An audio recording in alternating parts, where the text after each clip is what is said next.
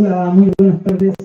Les damos la bienvenida a esta onceava sesión del ciclo de poesía de mujeres organizado por Librería Bonilla.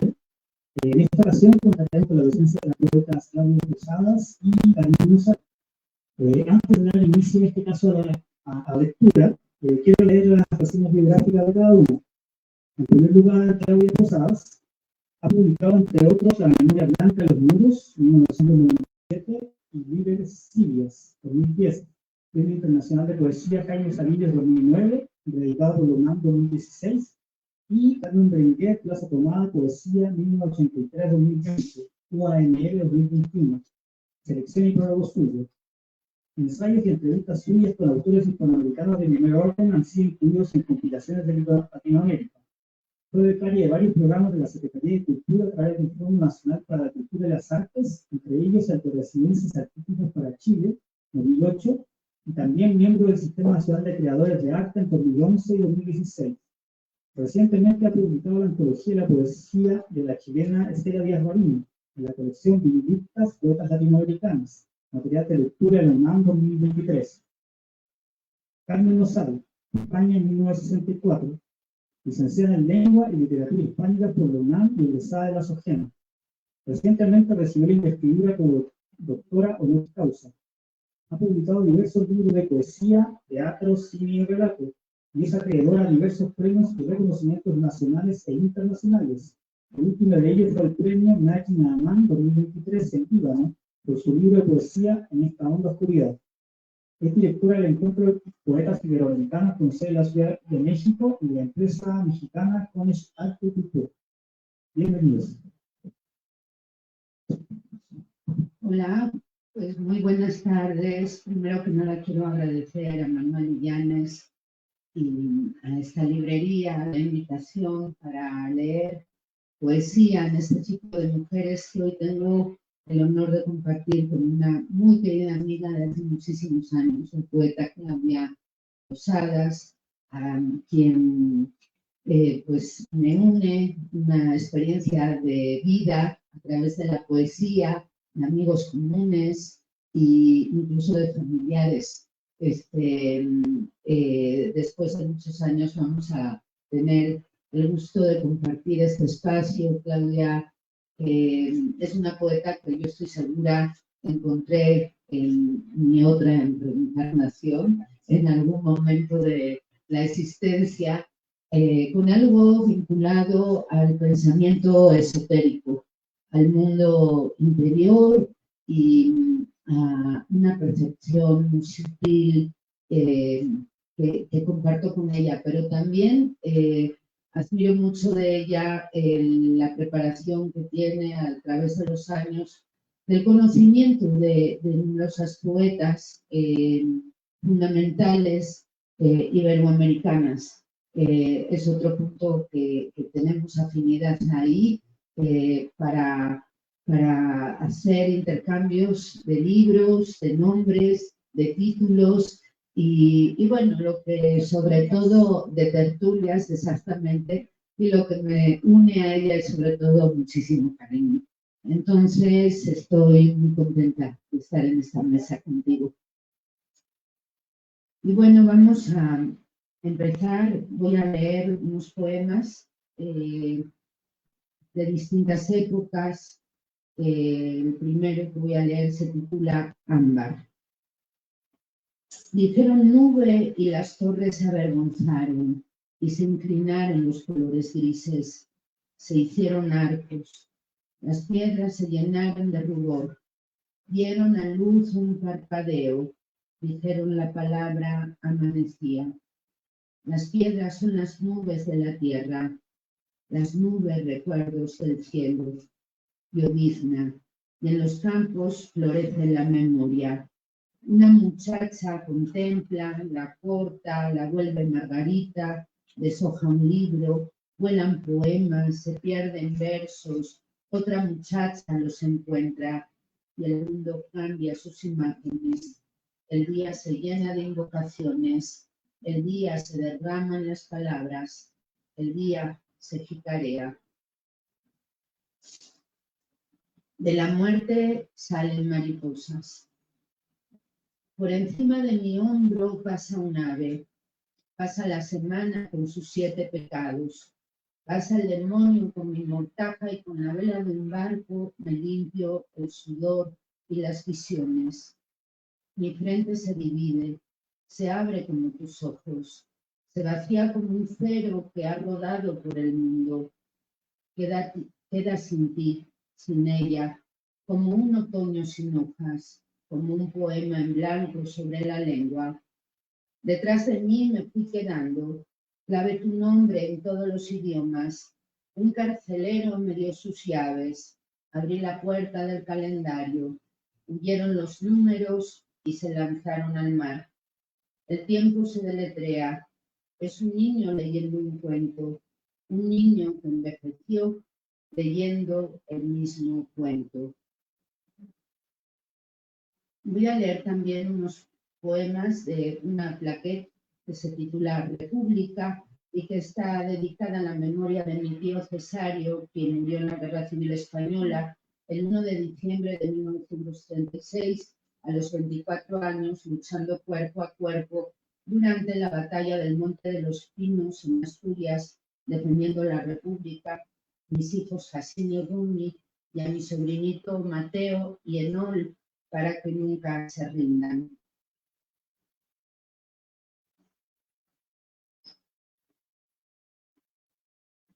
Mala sombra. A Carmen la fueron a buscar a la Plaza del Sur como quien busca un hombre o un piojo, y la encontraron con sus manos pringadas de manteca. La fueron a buscar como quien busca una piedra dorada. La tarde se llenó de peces. Tu hijo no volverá, dijeron los militares. Se quedó en el Monte de los Pinos. Rompió a llorar y se limpió las manos. No sabía escribir. Dijeron, firma. Frotó su pulgar con el mandil. Le dieron un papel, un puñado de letras y una bandera. Puso su huella como una lápida.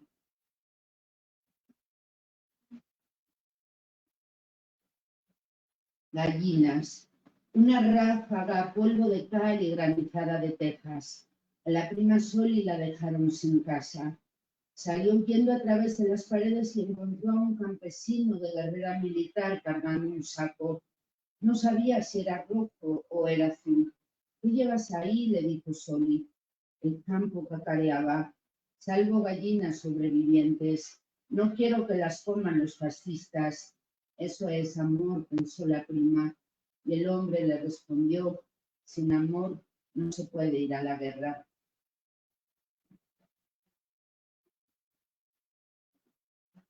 Guerra civil. La tranquila murió de mi mano con la lengua trabada en la garganta.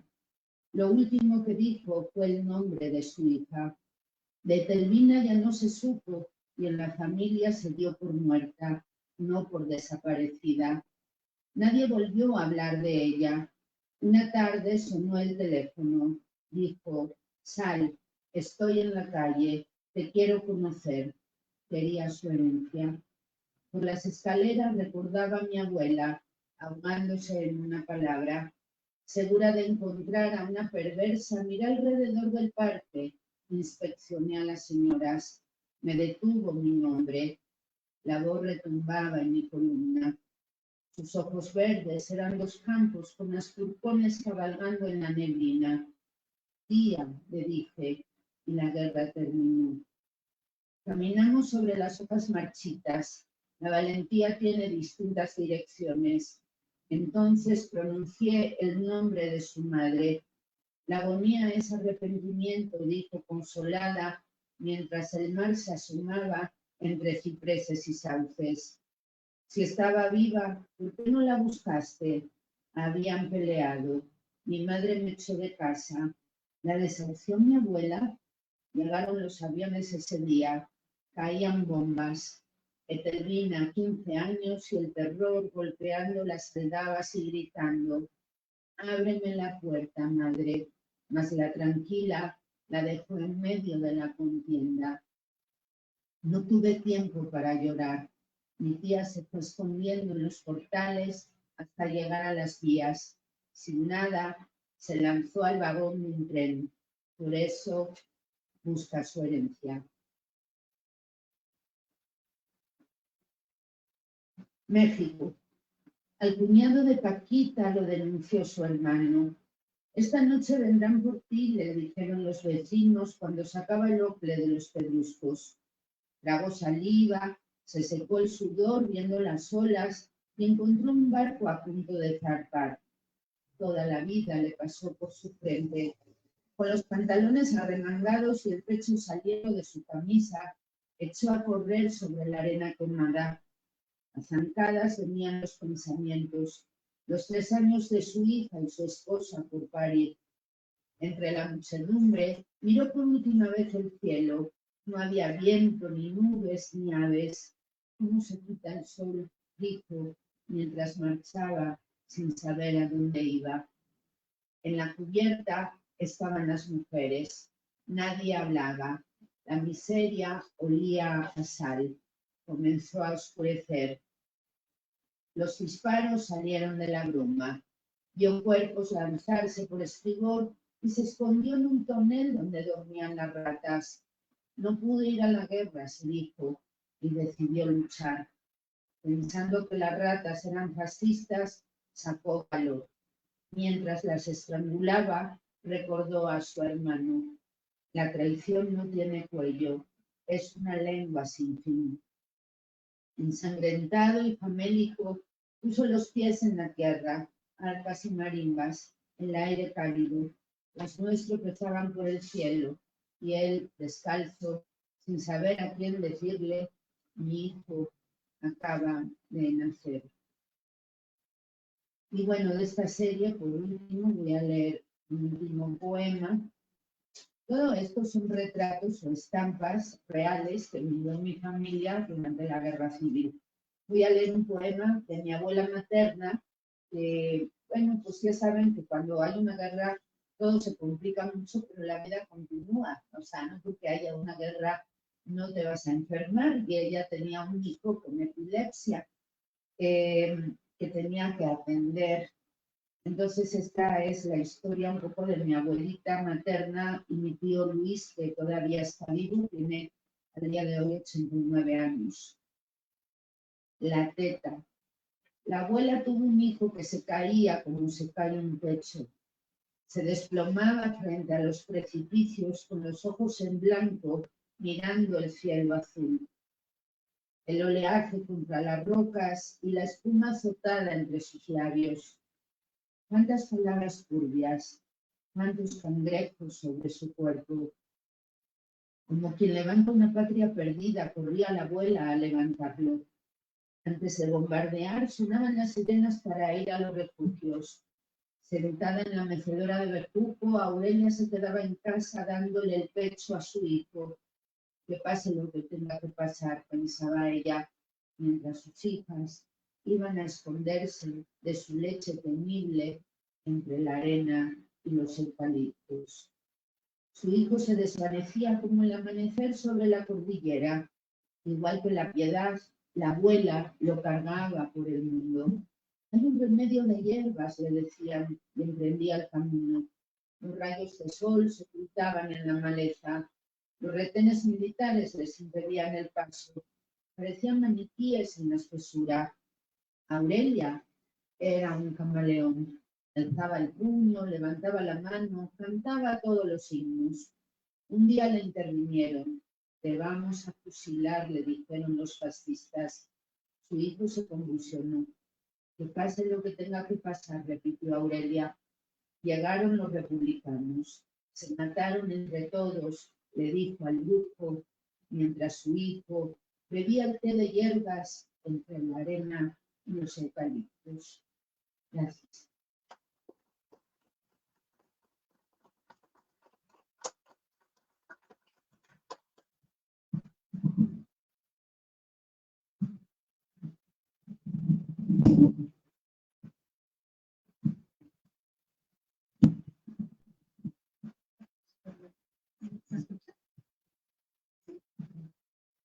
Gracias, Carmen, por estos testimonios.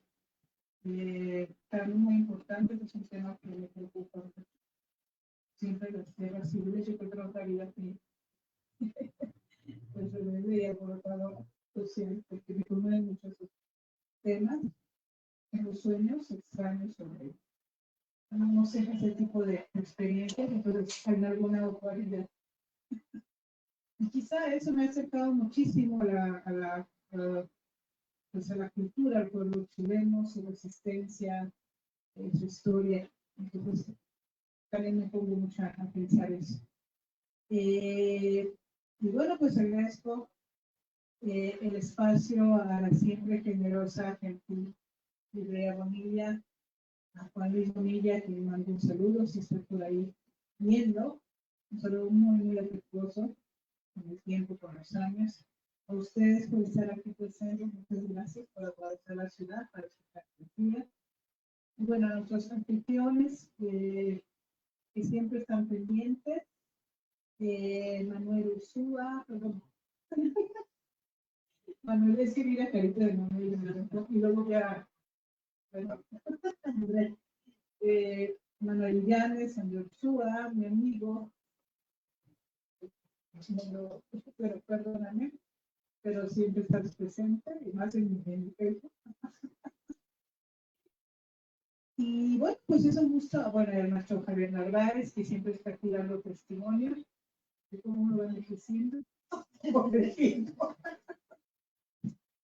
Bueno, no, un gran fotógrafo, el maestro Javier Narváez, que ha sido mi cómplice en todos estos años de trabajo y esperemos que ya por fin nuestro libro de testimonios en la. Bueno, en un momento.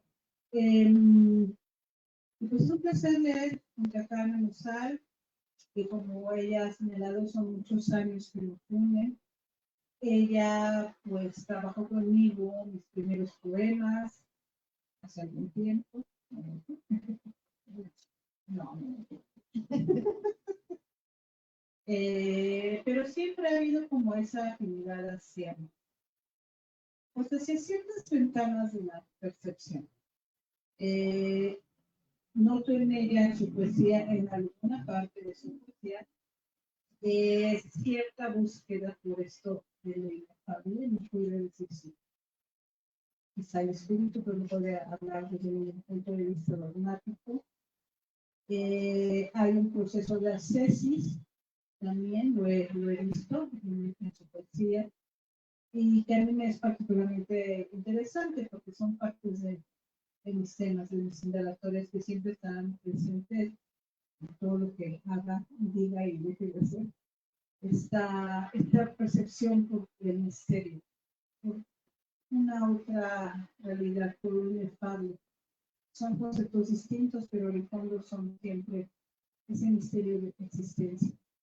Entonces es muy, muy agradable, me da un gusto enorme estar aquí con compartiendo la poesía, los años, felicitándola enormemente por el esfuerzo tan enorme que acaba de realizar en el Festival Iberoamericano de Poesía, México Salamanca, pese a circunstancias esotéricamente comprometedoras para su salud, pero pues la luz se impuso y salió adelante y está en un proceso de sanación muy, muy fuerte que pronto será súper bien. Y bueno, pues veré, tomando en cuenta que soy en mi enclave chileno favorito de la Ciudad de México, con mis amigos André, todos, Manuel, mi amigo. Leeré este poema, en primer lugar. Bueno, sí, a ustedes les tendría que explicar sobre qué es, sobre qué personaje a los maestros chilenos. No, es mi poema en nacional. Porque el eclipse voy a leer pero primero voy a leer. Sí, perdón. Sí. Este poema que se llama Estela Galáctica está dedicado, inspirado y es en homenaje a una poeta chilena muy interesante, muy importante, que se llama Estela Díaz Farín, de la cual acabo de sacar una plaqueta, un cuaderno que me enorgullece, me alegra me leí enormemente haberlo podido sacar y me conocen benditas poetas latinoamericanas.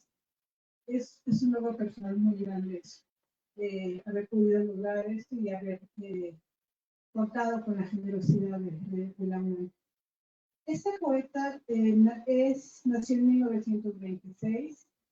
Tiene mucho que ver con estas poetas iberoamericanas precursoras, que son nuestras madres poéticas, que fueron totalmente invisibilizadas, totalmente eclipsadas por el canon heteropatriarcal, por el canon masculino, y también por la falta de entendimiento de lo que es no solo la poesía, sino la literatura escrita por mujeres, planteamientos que desde un cuarto propio Virginia Woolf venía planteando, aunque también el pensamiento libertario sobre lo femenino viene desde la antigüedad, he estudiado muchísimo el tema, pero específicamente de escritoras pues, en la época contemporánea. En ese ensayo fundamental, Virginia Woolf marcó todos estos problemas, toda esta falta de acercamiento sobre nociones teóricas para poder comprender ciertas particularidades, aunque estoy de acuerdo con lo que dice otra chilena célebre, que considera una gran maestra, mi maestra Diana Delphi, la literatura no tiene género. Bueno, entonces, la pobre Estela pues vivió todo esto, ella fue nada más y nada menos que contemporánea de Alejandro Jodorowsky, Enrique Nin, Cano Parra, Pablo Neruda, bueno, ante sus pesos aplastados, creo que esos grandes cumbres patriarcales de la poesía chilena, pues, ¿qué podríamos decir? Y aparte, me identifico mucho con ella, no porque era un espíritu muy rebelde, crítico absolutamente de la realidad, como entidad, bueno, no sé, la realidad como a nivel de lo social, pero también la realidad como percepción, por supuesto. Hay un elemento simbolista, surrealista e incluso y hermético en su poesía muy interesante, que no fue leído en su momento. Era una crítica también del ethos humano. Ella era una persona que creía en integridad, era comunista, por supuesto, comprometida, y estamos hablando. Ella hubiera estado en la guerra civil peleando ahí con tu tío. De hecho, ella perteneció al Partido Comunista, fue traicionada, después estuvo en la Unidad Popular y desgraciadamente vino el golpe de Estado que ella vivió y que ella pues se rebeló. Obviamente sufrió persecución por la DINA, fue atropellada por la policía secreta, ¿cómo diríamos? Del Estado pinochetista, ¿cómo se diría? ¿El gobierno Estado? De la dictadura cívico-militar pinochetista. Y bueno, con toda esta rebelión vivió tragedias personales, la pérdida de sus hijos pequeños, pero pues ella siguió creyendo en la poesía como un elemento, por supuesto, de redención de lo humano, redención de lo social, redención de la palabra, de la tribu como algo fundamental. Bueno, pues evidentemente fue borrada del canon literario, es muy querida en Chile, actualmente ha sido recuperada por diversos grupos de jóvenes, diversos lectores. Hay un documental muy interesante que se llama La Colorina, porque así le decían, que en Chile a las pelirrojas les dicen La Colorina. No voy a pensar que por la comedia mexicana.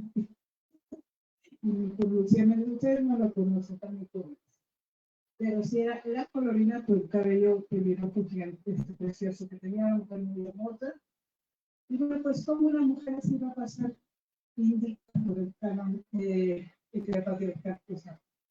Pero pues aquí estamos todos los lectores difundiéndola, dándola a conocer.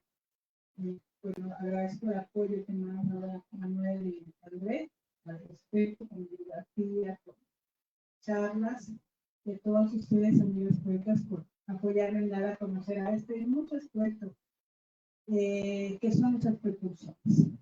Pues ya, me extendí. Este poema se llama Estela Galáctica, es dedicado a Estela Díaz Train. Una rabia en lo decisivo de la tierra, un talismán extraceleste, una cabra perdida, dijeron.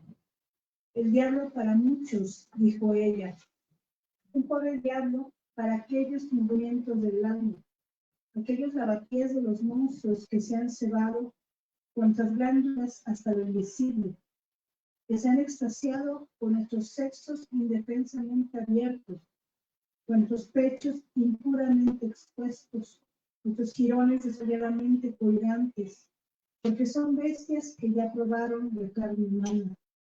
Asidos ellos, los podridos, a sus artefactos de dolor, esa potencia, perversa y nuclear, desintegrando cada linfa nuestra, hasta hacernos mirar a la muerte y de inmediato ver a su piedad alejarse y el volver y volver de la descarga. Un pobre diablo idealista, mientras una mujer, un niño, alguien, un país mueran de indefensión, profanados del miedo a esos monstruos que no podemos ver, los instaladores de la sombra que infestan cada uno de nuestros respiraderos, que han sellado una por una cualquier escapatoria de la tumba, los voraces que observan cada una de nuestras palabras y actos, esperando cualquier velación para saltarnos encima y desnudarnos, arrancarnos los nervios, la cabeza. Una muñeca rusa que bailaba en las mesas de los bares de buena muerte, en la madrugada de nuestras horas más sombrías, aunque horas de belleza en que éramos libres y dueños de la vida y de lo justo, y derrocaríamos a los impíos. Ah, el pacto, aquella vez, pocos días de terminar la infancia. Aún arde en mi antebrazo izquierdo, como aún y fatuamente en los puntos de la Furcade y Nin, la espada preparando el cráneo del traidor al que debíamos matar. Que era un hacha, decían. Sí, aunque más suelta que mi cabellera de fuego desafiante retando a los malacatosos infectos. Y aún y todavía, desde mi exquisitez de espíritu, esa mirada mía observando, oblicua, a los rotos ignorantes, el rostro altivo, el mío, aun cuando mirase de frente sin entornar los ojos. Sí, una insolencia alzada como una columna anómala de fuego que se levanta de la tierra al cielo. Sí, la ira, la impotencia, la plaza invadida por bestiales, el grito desde la ventana de mi desarmada casa, hoja por hoja mi casa, a las multitudes desmembradas, mi grito perdido entre las ráfagas y el humo lacrimógeno, mi insignificante rebelión, miserable esquirla ante un inmenso matadero, y de pronto las cuencas desangradas de los ojos, los cientos de ojos estallados por ese monstruo que nunca se muestra, los globos oculares de quienes han sido capaces de mirar su aspecto informe, sorbiendo nuestro encéfalo. De pronto el atropello, la sangre coagulada cegándome los ojos de camino al quiebraespaldas, mi despertar sin dientes y con las piernas rotas en medio de los cuerpos de los desaparecidos. Una madre que fue la más bonita bailarina de su tierra, allá por el norte, me decían mis nietos para amainar Villel. Una madre que amó a su único hijo en el mundo contra toda violencia inconcebible, contra aquel día de la infamia. Una madre que amó contra la última, la sin nombre, la más insoportable prueba. Eran guaguas preciosas, pero una tras otra, hoja por hoja, fueron cayendo su inocencia a ese auto quebradero que nos rompe, aunque no a mí. Una madre que nunca pudo ver el resplandor y los rasgos de sus amadas criaturas. Soy un diamante de aristas cercenadas por los cajos con que esculpieron mis huesos. pero no he bajado la guardia. Sigo gritando desde mi ventana y entornando mi rostro. Soy una estrella opaca y triste acercándome al gran confín. Última causa lejos, muy lejos de cualquier esperanza que nunca tuve, por cierto. Aunque de pronto me veo iluminada por los rostros de luna incandescente de mis pequeños nacidos, allá más lejos todavía, en las cordilleras terrestres, besada inesperadamente por su esplendor de astro que me hincha de luz y desintegra mi piel. Poco a poco se desvanece la espada atravesando el cráneo maldito que brilla por última vez. El pacto era con la muerte, pero en el fondo era con la vida pasada por espanto, solo para hallar en el último vacío los rastros de ternura de mis pequeños soles. Vende la luz, hijo, inúndate y desmiente la tiniebla. Encontraremos puntos de la palabra escondida, la canalla, la tramposa, aquello intolerable, lo indecible, aquello para lo que justamente no existe la palabra, y si acaso importa ya desde nueva y verdadera forma de gigante roja de cabellera estelar, recorriendo en su largura de años luz, y con ustedes a mi espalda, o coronándome, mis hermosos renacidos, los eones entre Aldebarán y Andrómeda, no volver jamás al tiempo de materia y espanto. Gracias.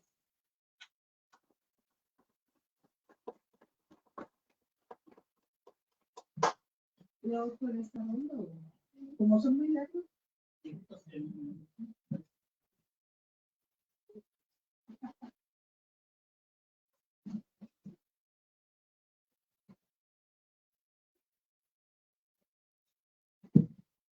Como parte del ciclo de poesía, además de la lectura de los poemas, la idea es que las autoras de alguna forma expresen la idea que está contestando sus respectivos poesías. Entonces, yo quisiera hacerle algunas preguntas a ustedes. Para ambas, en primer lugar, ¿cuáles son los principios que guían la escritura de tu poesía? Pueden pronunciar cualquiera. Bueno, yo voy a ser breve. En mi caso,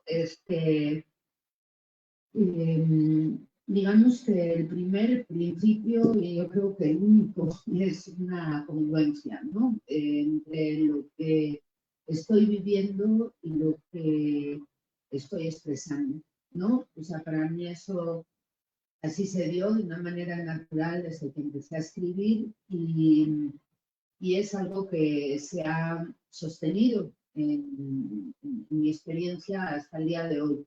Es decir, si estoy enamorada, no voy a poder escribir poemas sobre la guerra, voy a tener que escribir poemas de amor, ¿no?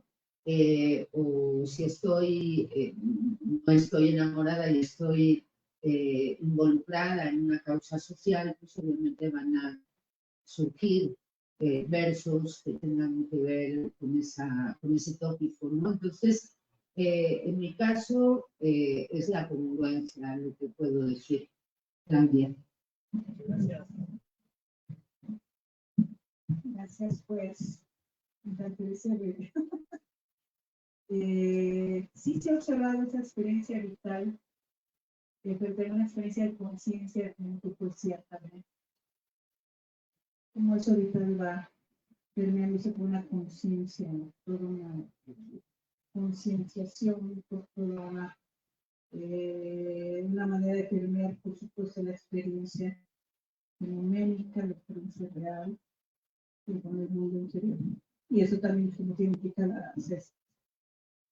Bueno, en mi caso, ay Dios, pues como he dicho, sí, está esa búsqueda del espíritu de lo inefable, que incluso puede ser la poesía misma, ese otro misterio que nos circunda, que nos asciende como seres, como conciencias. Y por supuesto también está el eco de conciencias del pasado. Hay una enorme atmósfera trasfondo de las voces del pasado y sus saberes herméticos, gnósticos sobre todo, el mundo de la alquimia, de lo medieval. También está ese interés por esta búsqueda que ha implicado también por un proceso personal y bueno, también dar luz, dar salida a toda esta serie de voces que me circundan. Yo no puedo concebir la vida sin ese misterio y sin saber que hay toda una legión espiritual femenina ancestral que está siempre presente. En ese sentido, últimamente he dado voz a muchísimas de estas conciencias, entre ellas Estela, y es parte de esa búsqueda de encontrar esa unión entre ese hilo sutil del que va uniendo la experiencia humana. Y es, digamos, es lo que podría decir.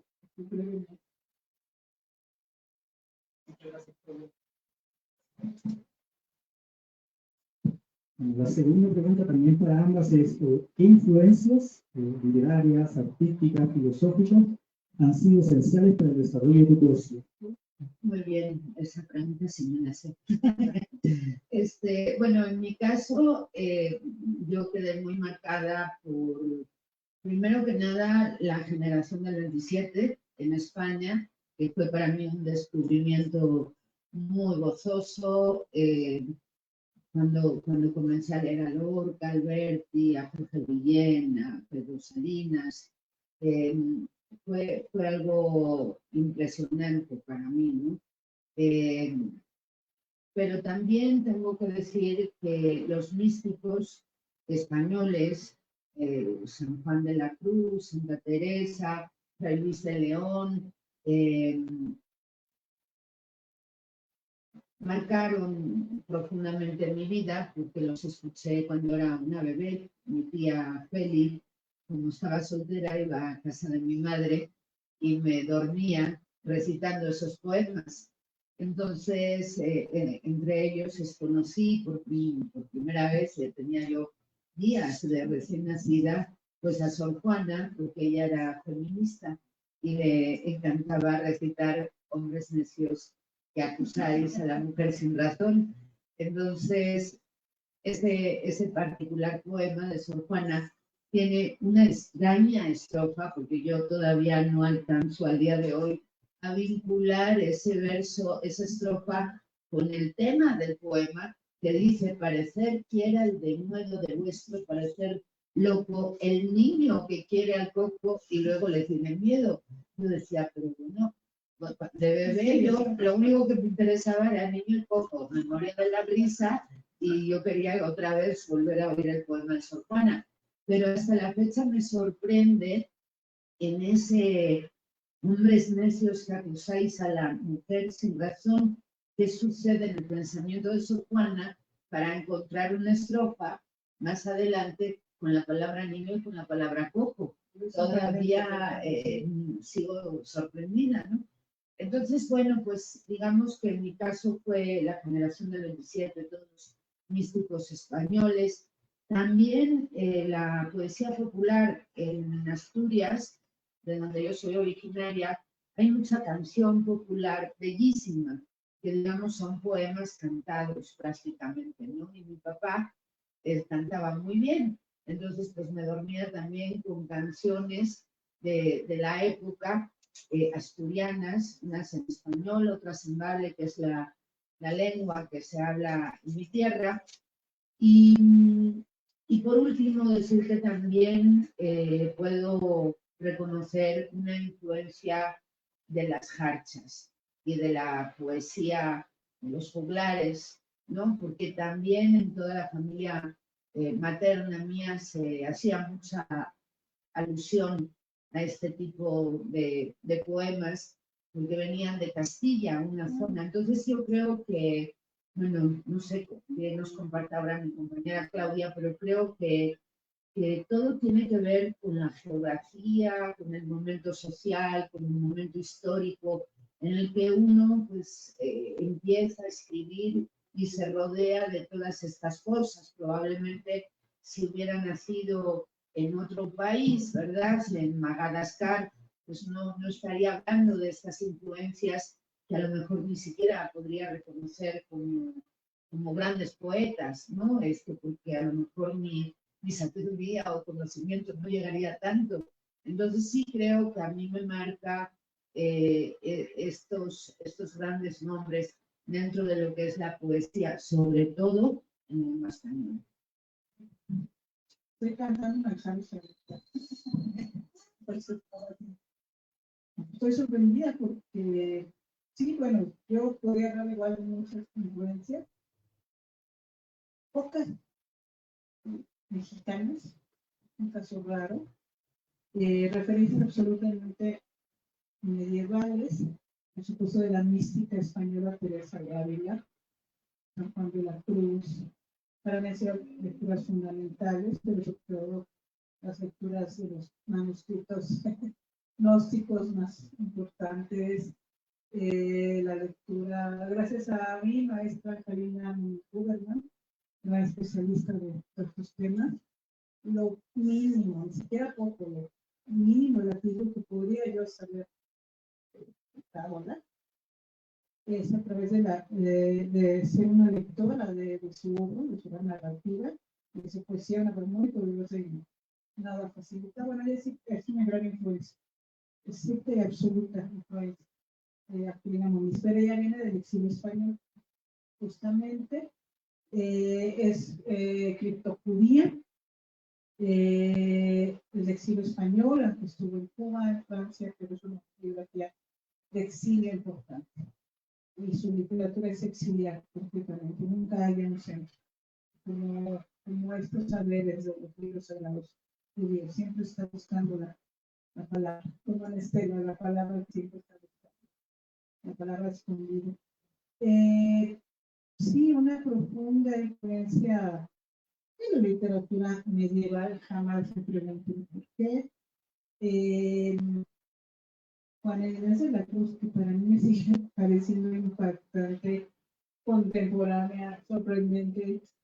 Eh, no sé qué tanto se haya avanzado en el estudio, pero realmente sorprendentemente contemporánea. Pues digamos que son todas estas fuentes. Una fuente importantísima para mí es la música medieval, que pues hay muchísimo, entre ellas la de los trovadores provenzales, populares, los antecedentes de los juglares, pero sobre todo de las trovailles, que son las mujeres juglaresas o choglaresas, todas las cantigas, carchas, toda esta música judeo, descendencia judea, descendencia del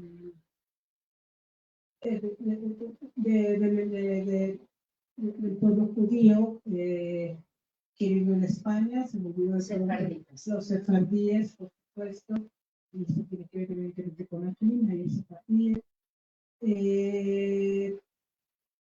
Los lamentos medievales, bueno, no sé, toda esa música, escucharla, bueno, estudiar en sus letras, porque pues hay libros, discos especializados, ensambles especializados que sacan unas ediciones increíbles, puedo decir, la Fera de Ministrer y López Zabal en Cataluña y otros grupos, hay Boca menos, creo que es un alemán, musicalizaron la obra de Christine de Pizan, otra de mis precursoras,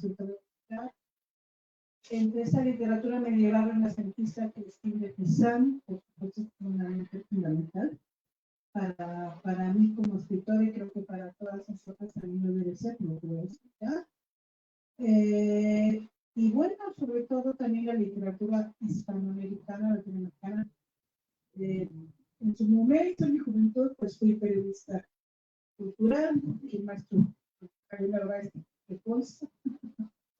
Y pues me dio por estudiar, leer y entrevistar a pues, muchos narradores fundamentales chilenos, pues, ¿qué les puedo decir?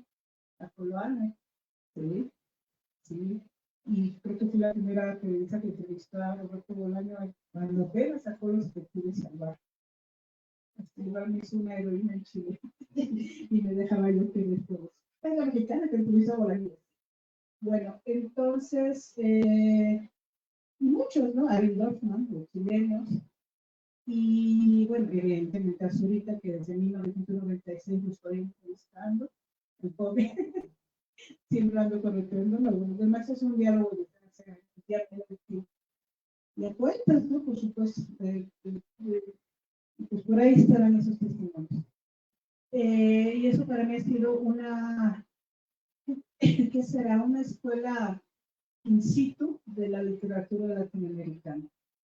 Y me ha influido muchísimo, y la poesía de toda Latinoamericana, desde precursores y precursoras como Eyel Son, esa misma generación de Varela, la Mistral, la maestra Gabriela Mistral, bueno, el Guadalosco, que ha sido para mí fundamental, para tantos y tantos poetas de ese nivel, y que me han enseñado que a los cuales he estudiado cómo la poesía latinoamericana es una construcción en permanente mutación y de una riqueza extraordinaria y que va a seguir así. No hay ninguna corriente, no hay.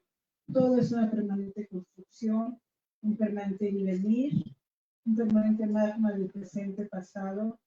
Y bueno, pues como diría Pound, hay autores que pueden lograr ese atisbo de futuridad. Y yo considero que sí, la poesía americana es mi tradición, mi idioma, también ha sido fundamental, la de estos autores. Pues sí son como influencias, pues, poco mexicanas, pero ahí están.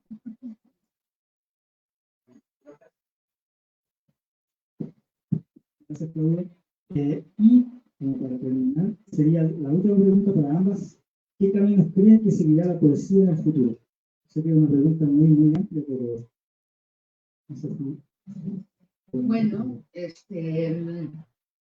definitivamente yo creo que mientras exista poesía, tenemos futuro. En el momento en que la poesía ya no exista, ya no vamos a tener futuro. Entonces, partiendo de ahí, los caminos, todos son bienvenidos, ¿no? El punto que yo veo es que los medios de comunicación a través de las redes sociales han posibilitado el acceso a lectores a través de distintos puntos del planeta, que antes era algo insospechado. Teníamos que ir a la Biblioteca Central cuando estudiábamos en la UNAM a buscar un libro para hacer una investigación o varios libros, quiero decir, físicos, escribíamos a máquina, teníamos correctores con las famosas máquinas Olivetti, ¿no?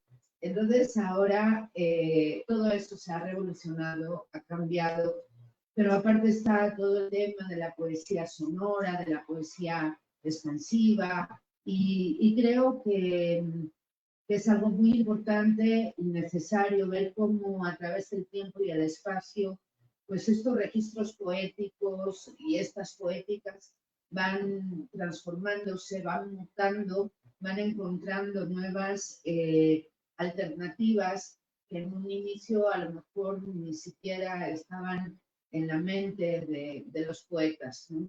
Yo en mi caso, bueno, pues estoy más enclavada en lo que es la poesía de corte tradicional, no tengo mucho que ver con esta otra forma de realizar la experiencia poética, pero definitivamente creo que sí, eso es uno de los caminos que en un futuro tendrá más fortaleza y probablemente más revolución.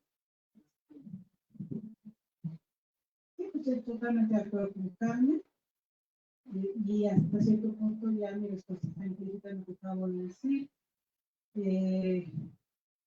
Yo sí creo profundamente en el poder de la palabra poética, como un trance, como un espacio donde transcurre la conciencia del humano, como Pound, esto sin nadie me lo va. La poesía es un testimonio profundo del humano, sea cual sea la forma que adquiera. El discurso poético latinoamericano es absolutamente enriquecedor. Nada que se muestre como novedad, sobre todo habiendo tanta desinformación, que es lo que yo he observado, desinformación y especulación en lo que es el tema de la poesía, sin conocimiento de toda nuestra gran tradición. Bueno, es un discurso que retoma de todo, ¿no? De todos los lenguajes. Simplemente basta ver la poesía de Jorge Eduardo Wilson, peruano, la generación de 27, donde confluye en una especie de matriz de sentido, él la llama la matriz musical, yo la llamo la matriz celeste o la matrix, o la lápiz en términos actuales, de Jacobo Milindo, los diversos lenguajes para decir algo. Pone y tiene hacia obras hizo obra plástica, hizo performance, hizo instalación, hizo novela. Entonces, lenguajes vivientes. Por supuesto, los compositores brasileños, todo lo que hicieron con toda esa búsqueda de la intertextualidad de la página y el lenguaje. Y como he oído y como yo comparto, pero también entrevisté a Raúl de Campos en su momento, cuando ganó el premio Octavio Paz de Oro, entonces, todo esto que hicieron ahora con los lenguajes en computadora, digital, están fascinados, ¿no? No se acabarían, pero ya se hizo. Entonces es importante conocer que es una permanente innovación, una permanente búsqueda, una permanente mezcla de hablas, y yo estoy de acuerdo y me gusta, yo nunca estoy cerrada. Me encanta que pongan los chicos fotografía y que esté dialogando con el poema, no que está dialogando. No sé, pero siempre, como digo, que haya ese sentido profundo del humano, porque pues, creo en la poesía como un espacio donde atravesar la conciencia. Y también es una idea de Pau y de Valerie. Y bueno, pues en María Zambrano, una gran poética también, tenemos imperio de su obra, está esta idea. Entonces, pues yo digo, la poesía va a estar allí, siempre en permanente búsqueda. No considero que haya una verdad, y si hay una verdad es un discurso de este tipo político de grupos. Lo siento, estoy como Estela, cuestionadora de todo. Y también, como dice Estela, pues la poesía es algo Estela Gasbarín, que le pertenece al género humano desde el principio. Es la palabra latina, la palabra de la conciencia, y siempre le va a pertenecer al género, independientemente, esto es muy chileno lo que voy a decir, del ñau ñau de la poesía. Gracias. Muchas gracias, Claudia, muchas gracias, Carmen. Ahora seguir disfrutando con la poesía. Bueno, voy a leer otra serie de poemas. Un día lluvioso. Ven a guardar este aguacero como se guarda el amor antes de ser declarado.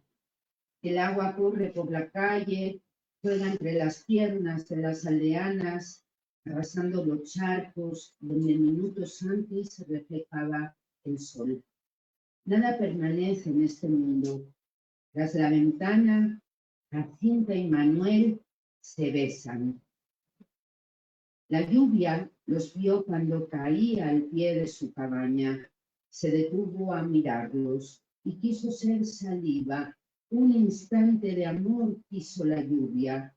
Siguió bajando por esa tarde hecha nostalgia, casi sudor, casi lágrima, buscando a su amado, ansiosa y terrible, desesperada por encontrarlo.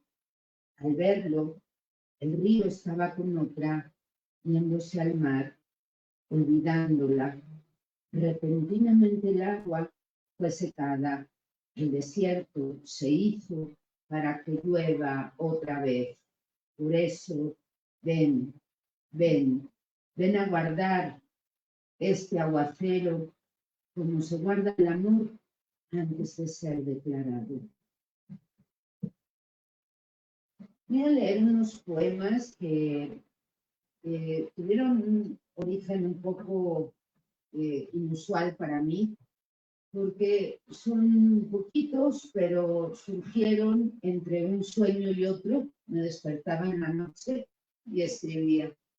Y así se dieron estos poemas, con los que hice una pequeña serie que se llama Un látigo para domar la lengua. Libertad. Íbamos a tocar el viento, pero salieron a nuestro encuentro árboles y nos dijeron: no se puede tocar el viento con las manos. Las manos fueron hechas para tocar el barro, para tocar la tinta. Las hojas fueron hechas para ser tocadas por el viento. Natal. La palabra aguacero venía a caballo entre la niebla. Nada de lo que quería sucedió. Si digo ven, me lanzas 3 palabras como dados: infusión, tarde, transatlántico. Si dices ven, yo no lo dejo todo. Las tardes y mayores contratiempos. Al menos aprendí que estoy en mi lugar. 200 años. 200 años tarda la luz en llegar a la tierra. 200 años el amor. Si no fuera por la vida, sería piedra, concha, un objeto cósmico más. Un fuego. Sin preocupación, la llama, observa la ceniza y olvida. Tengo una voz. Tengo una voz oscura y triste por la ausencia del mar. La palabra llega y sucede otra palabra que nombra las cosas tangibles de este mundo. Las deshace al pronunciarlas y el agua se vuelve gota. Una lágrima surca el rostro de la roca y esa piedra dentro de mi pecho se conmueve. Algo de humanidad habita en lo que nombro y me llaman las cosas ajenas a este mundo, aquellas que parecen no estar nunca cuando todo se derrumba. Un susurro palpita en mi pecho, se desvanece y surge. Es una estancia breve, esa vibración en este cuerpo. La voz viene de la profundidad, desplegándose como las alas de un ave desconocida. Alguien se aproxima a ella. No existiría la voz sin un oído. Algunas letras cortan flores, las desangran. La lengua es un látigo para domar la lengua. Y pues para concluir voy a leer 2 sonetos. De la divinidad con forma. El soneto se titula De la confesión nocturna en el oído izquierdo del Señor. Por ti puedo cantar, por ti agonizo, enloquezco de amor, estoy ardiendo. En tus llamas azules y durmiendo sueño que eres la piel donde me erizo. Pido fundirme en ti, me paralizo. Al ver que tú te vas, yo voy queriendo tocar tus pies de loto. Estoy muriendo en la separación que me deshizo. No hay reclamo de amante desdeñada esta declaración por tu figura que derrita la piedra más pesada. Es la ansiedad del alma enamorada que aún presa en esta carne se apresura a dejar su rumor en tu morada. De la condición divina sobre la humildad. Quise gozar de las consolaciones, quise la suavidad espiritual. Anhelé virtudes y en lo casual quise dejar mis mortificaciones. Quise acercarme a ti y en ocasiones me detuve a pensar en lo sensual, aunque tu ausencia fuera lo habitual en el dolor de mis resignaciones. Solo el sosiego y la quietud del alma, ajena del deseo, me perfilan y me dejo labrar como una piedra.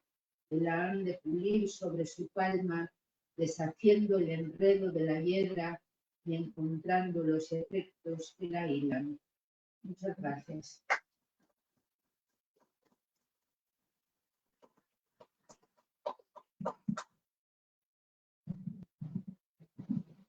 Muchas gracias, Ana, por esos poemas de esa intimidad profunda del ser. Yo leeré 2 poemas. Nunca en mi vida me acostumbré a leer un libro. Entonces, pues,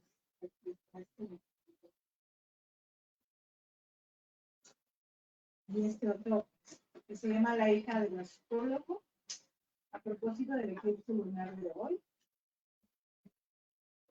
que a ver si podemos verlo, pero creo que ya pasó, pero vamos a ver.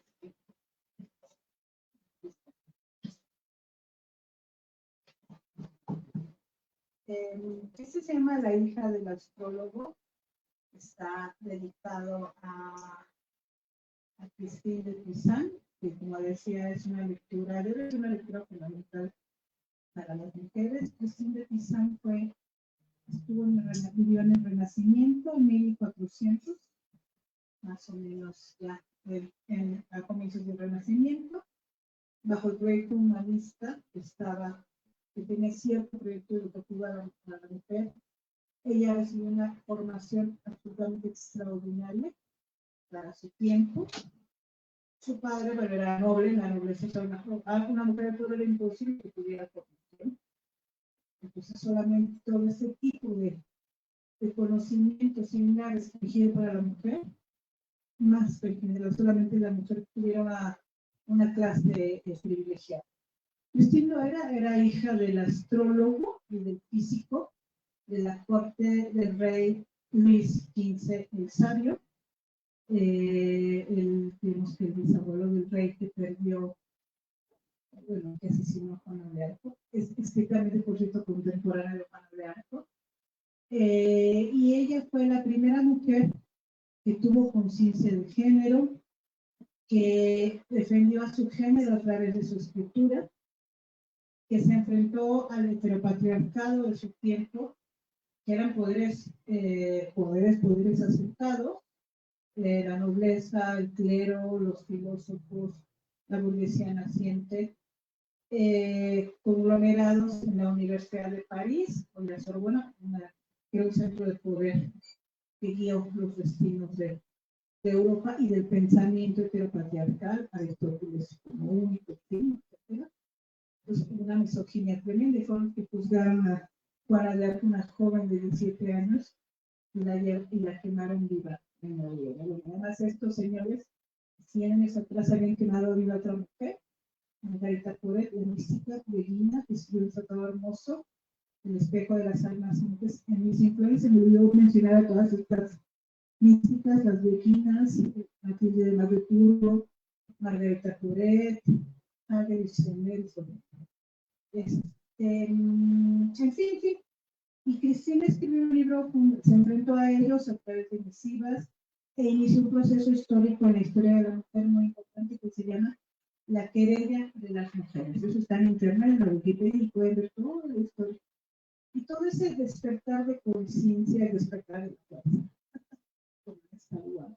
todo ese despertar de conciencia, ya viene de años atrás, con un arma, pero se concentró en esa conciencia que fue Christine de Pizan, adelantada a su tiempo, y desemboca ya en lo que es el feminismo, la reivindicación tal de los derechos de las mujeres en el siglo XVIII, ya en la Revolución Francesa, con Mary Wollstonecraft en Inglaterra y con Olympia de Gouges en la Revolución Francesa, que por cierto fue guillotinada por este heteropatriarcado. O sea, qué horror.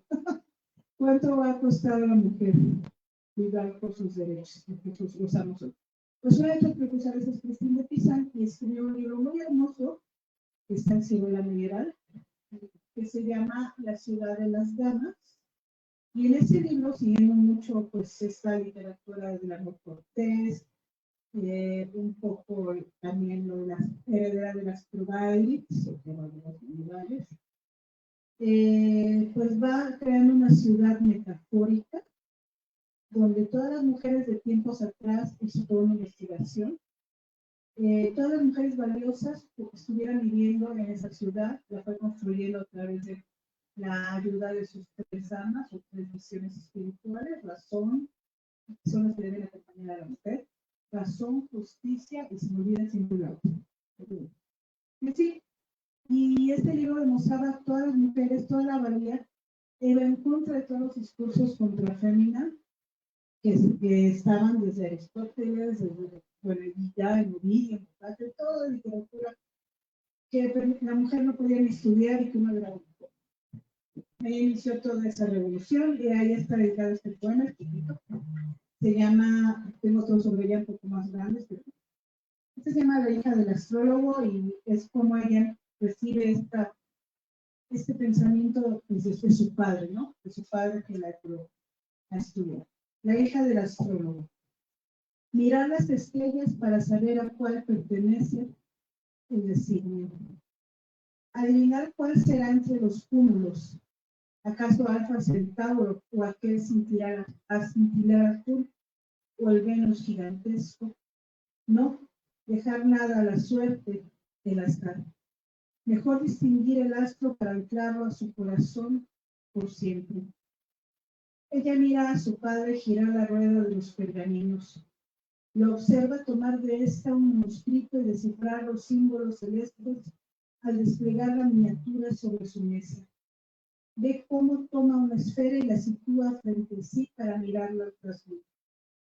También ve cómo dispone el astrolario conforme el mapa del cielo que ha consultado. Sí, eso quiere para ella. No el uso y la rueca, sino la esfera. Observa su centro despertar en resplandores mínimos.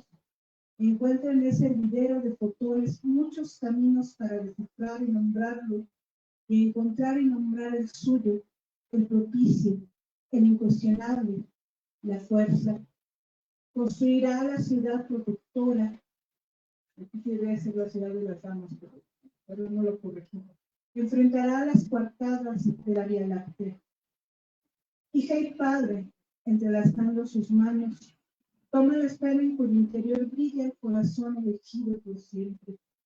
El designio, el azar, la fuerza, el designio que le dio el azar que le dio la fuerza que le dio la sangre, el designio, la fuerza, el azar que le dieron la sangre y la carne. Sí, el Padre lo sabe también. Pronto anotará las coordenadas con azul especular en su libro de estrellas, aguardando en secreto el día en que la hija o alguien más allá descifren el nombre y la ruta de lo astral. Ambos sonríen mirándose uno al otro, sí, por siempre en su corazón. Y por último, ay no, corazón, bueno, había otra, pero bueno, en fin, ya se me pasó. Bueno, mi amor. Por último, pero bueno, la idea de la hija del astrólogo está. Por último, voy a leer este. Este poema pues intenta porque pues evidentemente no lo va a lograr.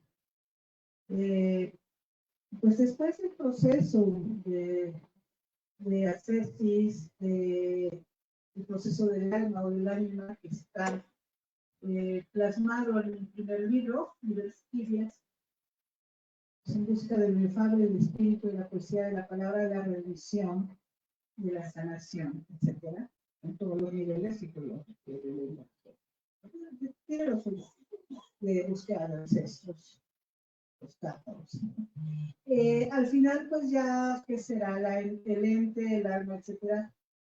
Pues lo ideal es llegar pues a nada, ¿no? A la posible iluminación, donde ya no hay lenguaje, no hay conciencia, no hay yo. Solo habrá una luz, un infinito, una sensación de integración. Este poema, pues, busca eso, se llama La Pisaure. Un poquito difícil de leer. Opus Minum, la ciudad de piedra, el lento limo de la furia, la acumulación de la intemperie, el migredo. La roca hierve en esa lava donde lo acordado se dispersa en rojo fuego, rojo estrella, gigante roja, fulminada. Su triste combustión de magma oculto, magma indómito, rubedo. En su derrotada manifestación los electrones giran alrededor de un corazón incandescente, la vorágine. Sublimar o fusionar el odio hasta elevarse las almenas, almenadas, las murallas, y el corazón estalle supernova, el miedo y nazca el alba, albedo. Una lámpara en vigilia es nunca más la ausencia, apagar su luz para guardar la memoria secreta de la luz, sean la gema y la heredad, la gemación largamente limitada. Renacer es existir fuera de esta carne, atravesando la niebla, el velo y la materia, su dolor, su podredumbre, su razón que no subsiste. Más allá, Señor, de lo invisible, en tus moradas, domine, donde no existe pensamiento, ni luz, ni oscuridad. ¿Acaso otra forma de otra sangre sucesiva y simultánea en tus templos? Domine más allá de estas cárceles esféricas, cubiertas por sudarios de poder, donde heridos somos desde el plasma hasta morir, deshechos por el cáncer de este mundo, de todos muertos todos, desde lo uno hasta la nada, más allá, Señor, de la constelación que viene a llegar. Padre nostro supersustancial de nobis odie, dame el átomo atanor donde nazca tu sustancia y otras sean las células de nuestro nombre, invisibles y fosfóricas, aguas infinitas y lustrales, santo arcángel que brota la conciencia que nos hace vida, santo grial donde surge al fin la advocación para la cual nos resguardamos, bendito azoto de la rosa que es un ser de estrella, y ser un astro y emanar, permanecer como los astros.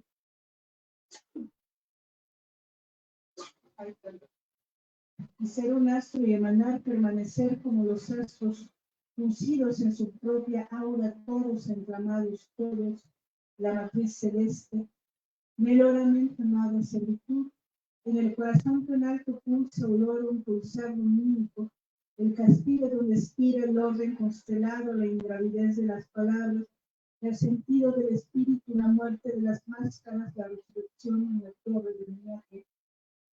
Opus Magnum, una ciudad dorada, el lento limo de la gracia, ninguna acumulación de la intemperie, bautismada en el dolor acrisolado, el prisma de cristaliza, la cristalidad. Gracias.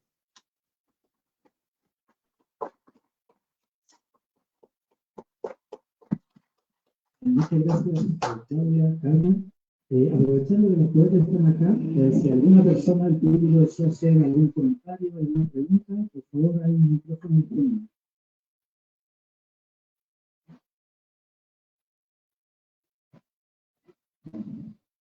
Por favor. Sí, yo sí tengo una. Háblanos de tu experiencia de sufismo dentro de tu proceso poético, que tengo mucha curiosidad. Bueno, Y pues, luego de la escultura, bueno, del sufismo. y el vinito. Pues el vinito, pues si quieres tomarte uno ya, adelante, yo no bebo Es al alcohol, final. pero adelante. No, al final. Bueno, del sufismo te comento que, bueno, yo conocí muy joven Egipto, a los 18 años, y quedé pues muy permeada por la cultura precisamente islámica, no obviamente por los wahhabis, que son los extremistas, ¿no? Sino por el sufismo, que es la parte esotérica del Islam, ¿no? Que no tiene nada que ver con esa otra corriente, digamos, de fanáticos, como yo los podría denominar, ¿no? El Sagrado Corán tiene muchísimas traducciones, distintas interpretaciones, y bueno, pues a lo largo de la historia hemos visto cómo muchos grupos patriarcales pues, han hecho del Corán, también ha sucedido con la Biblia y con los distintos textos sagrados, pues lo que convenía a sus intereses, ¿no? Pero bueno, el sufismo, visto como esa, repito, corriente esotérica, la parte mística de lo que es el Islam, pues a mí me interesó mucho desde joven, ¿no? Una de mis pasiones es estudiar a Mevlana y el Ali bin Rumi, que nunca fue, de hecho mi hijo se llama Rumi, por él, obviamente, y mi otro hijo se llama Hassim, o sea, los dos llevan nombres musulmanes de nacimiento, pues, pero Mevlana y el Ali bin Rumi marca pues todo un mito dentro de lo que es el sufismo.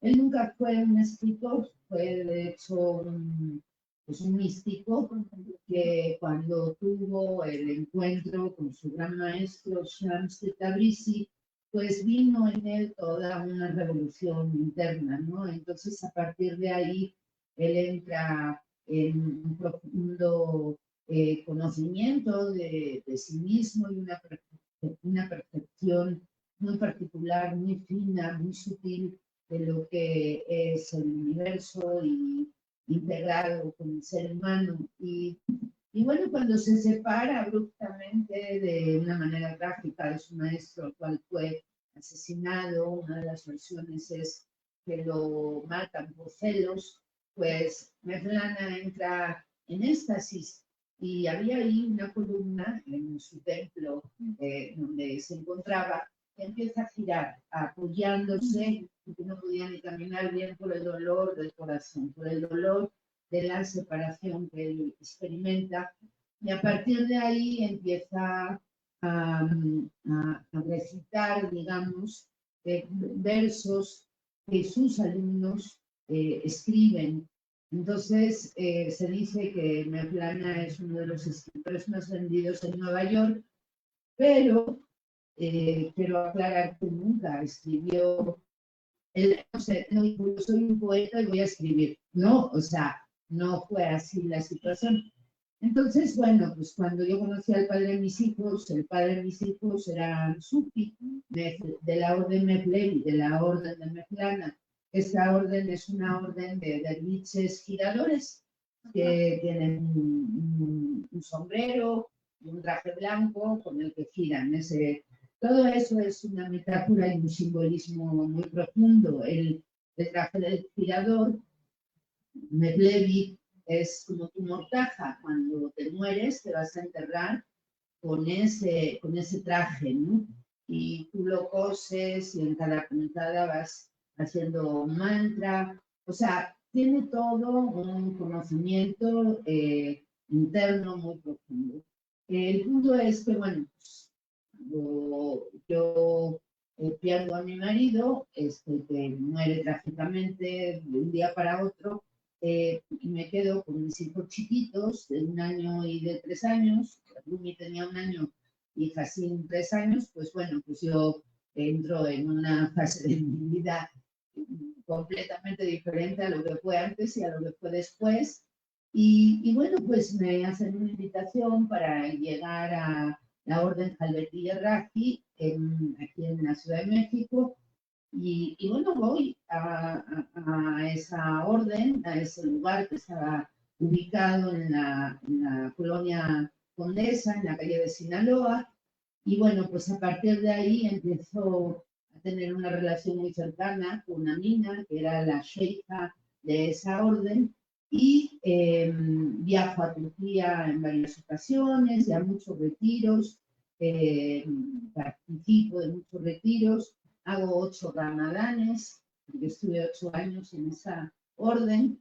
Y bueno, pues fue todo un proceso de transformación interna que yo necesitaba en mi vida en ese momento. Y bueno, pues me alimento obviamente de muchos poetas sufis, ¿no? Que marcan pues esa etapa de mi vida. Y bueno, pues para mí el sufismo, aunque ya no estoy dentro de una orden, porque sí estuve ordenada, tenía varios nombres, de hecho, sufis, fue una etapa para mí fundamental en mi vida que recuerdo con muchísimo cariño, con muchísimas anécdotas y también con muchas dificultades, por supuesto, pero que definitivamente enriqueció profundamente mi vida, ¿no? Y que me dio un conocimiento que sigo practicando hasta el día de hoy, ¿no? Todavía cuando tiembla, en vez de rezar un Padre Nuestro, yo inmediatamente empiezo a rezar un Fátiha, digamos el Padre Nuestro de los musulmanes, ¿no? Y bueno, pues digamos que eso ya quedó totalmente internalizado, ¿no? Aunque no voy con túnica, aunque no me pongo un velo para orar, aunque no haga los 8 ramadanes que hice anteriormente, sí, yo creo que cualquier práctica después de hacerla queda interiorizada, ¿no? Y que muchas cosas quedan asimiladas y las llevas a la vida común. Y bueno, justamente en esa etapa, pues tuve que ir a terapia, porque pues al inicio, recién murió, quedé viuda con 2 niños chiquitos, pues yo la verdad sentía que lo único que quería era morirme yo también, porque yo no quería criar a 2 niños sola, yo lo que quería era una familia, pero eso fue lo que me tocó y pues tuve que buscar soluciones y entonces fui a terapia y yo muy inocentemente llevé a mis niños chiquitos con el terapeuta y la terapeuta me dijo, señora, la que tiene que venir a terapia es usted, no tiene que traer a los niños. Y esa terapeuta era una consteladora familiar, Laura Rincón Gallardo, que de hecho es familia de una poeta que quiero mucho, que es Dulce Chan, que no sabía yo ese vínculo en ese momento. Sí, ella es la mamá del marido de Dulce, así se entreteje todo en este mundo. El caso es que, bueno, fui y a partir de ahí empecé a trabajar con la corriente que ella manejaba, que era, ella hablaba del abrazo de contención, una terapia especial para niños, pero también de las constelaciones familiares. Ahí fue que las conocí y luego tuve la oportunidad pues, de estudiar en el Instituto Bergelinger en Polanco con Raquel Schlosser y con distintos maestros que aparecieron, entre ellos el propio Bert Hellinger, con su segunda esposa, Sophie Hellinger. Y bueno, hice muchas especialidades y hasta el día de hoy, bueno, pues sigo constelando de forma continua, sigo dando terapia sistémica, fenomenológica y transgeneracional. Y bueno, fue una herramienta que llegó a mi vida, igual que el sufismo, o igual que el budismo tibetano tántrico, o igual que el krishnaísmo, que me ayudaron primero que nada a sanarme yo y después ayudar a otros, a ponerme yo al servicio de otros para que si estas herramientas podían ayudarlos en algo, pues que las tomaran, ¿no? Y bueno, pues tenemos un grupo de constelaciones familiares conformado ya desde hace muchísimos años y bueno, son herramientas, así lo considero yo, ni mejores ni peores, simplemente adecuadas para poder transitar por esas olas de profundo sufrimiento con los que a veces te encuentras en este mundo. De hecho, aquí se encuentra pues una persona que puede hablar de ello, María. No sé si quieres decir algo al respecto.